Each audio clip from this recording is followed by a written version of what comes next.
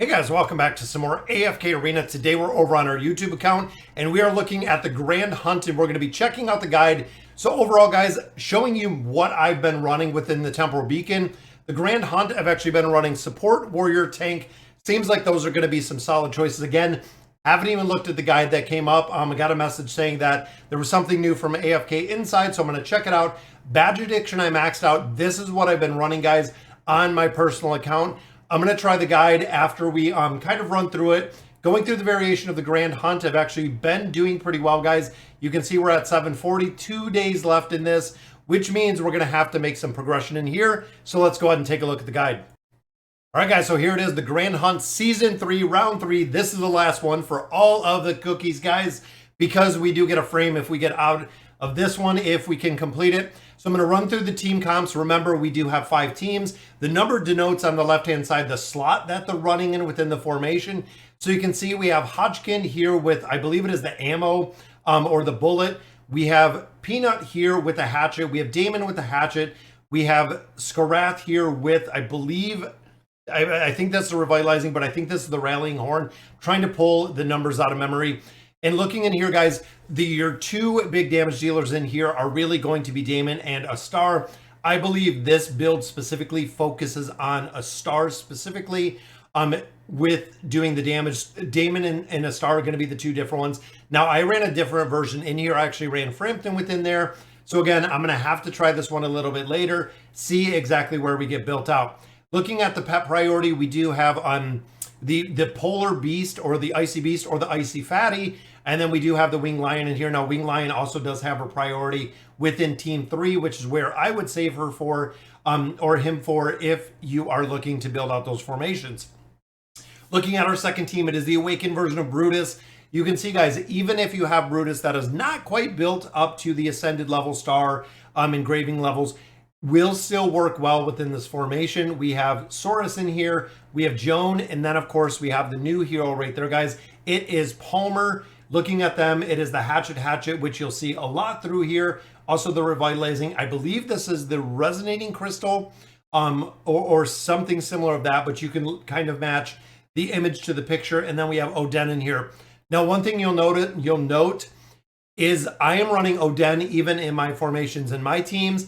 In my version of Oden, I do not have anything in Mage, guys. I actually have 0 in Mage, which could make a big difference. And then we do have the Dreary Ball right down here to comprise team number 2. Looking at team 3, we have Orthos and the original version of Taylene. Now, one of the caveats to this team, guys, is the strongest, highest combat rating has to be the original version of Taylene, or this formation does not work.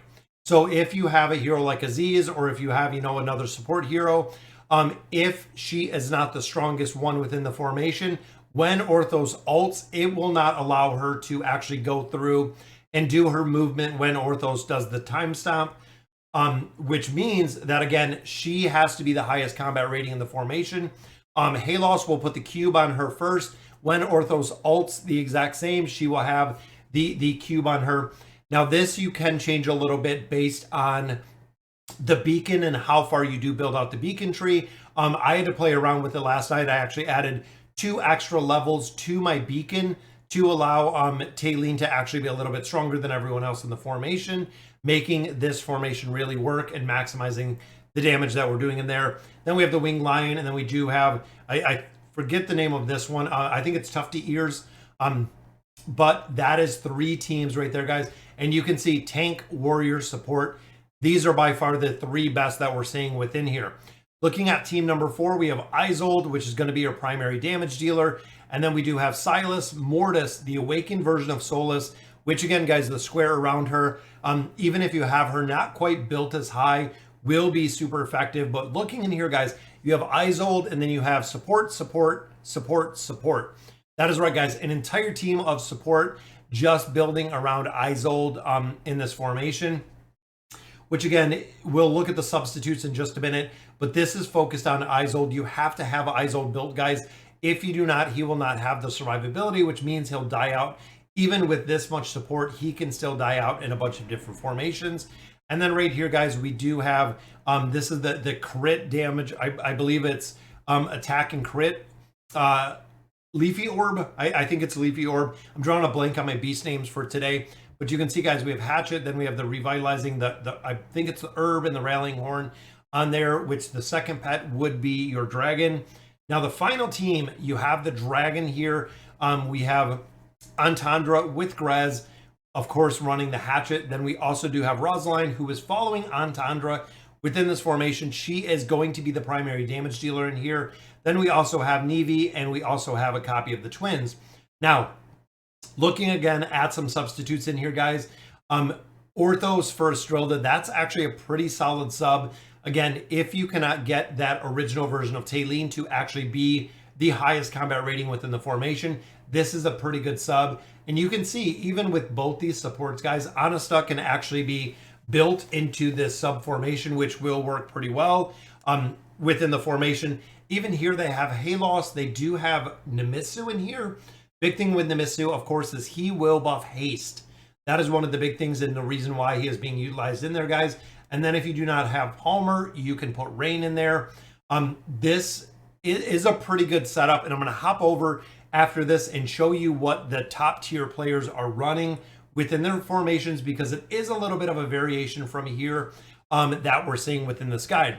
Looking at the bottom, Warrior, max level, Tank, max level, Support, max level.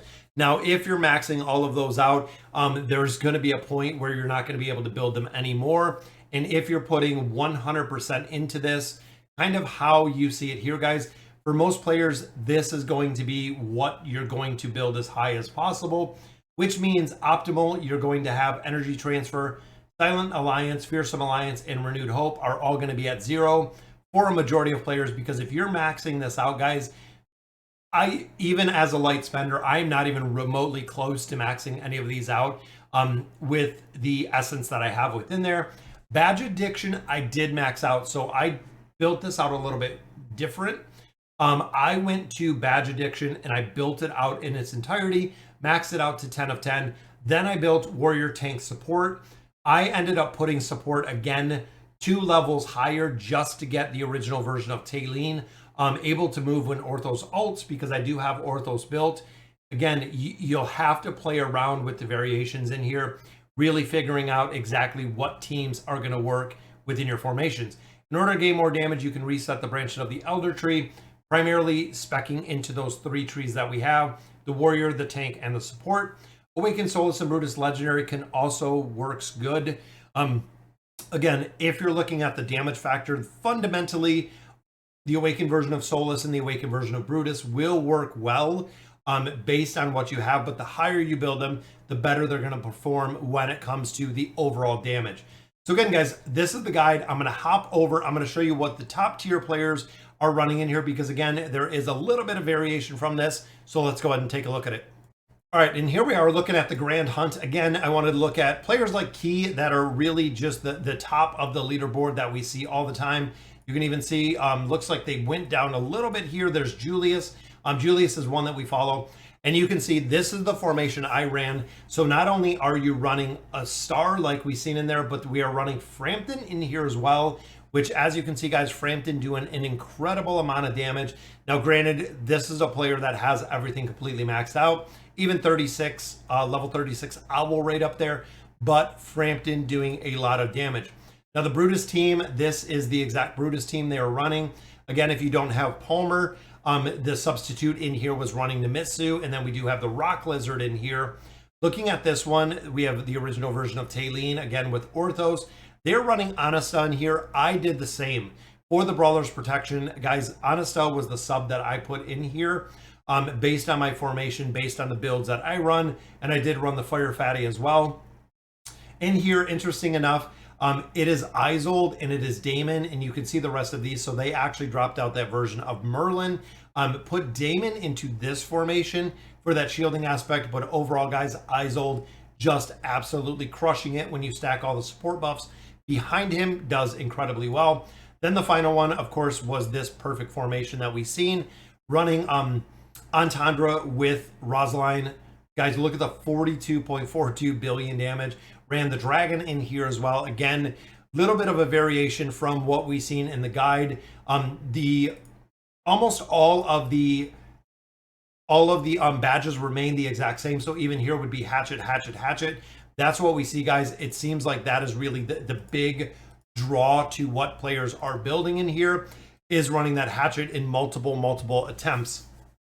And again, guys, I went through, I built it out, I did some resets, we got everything set. So guys, that'll do it for today's video. Let me know in the comments what you guys think, and as always, thank you guys for watching.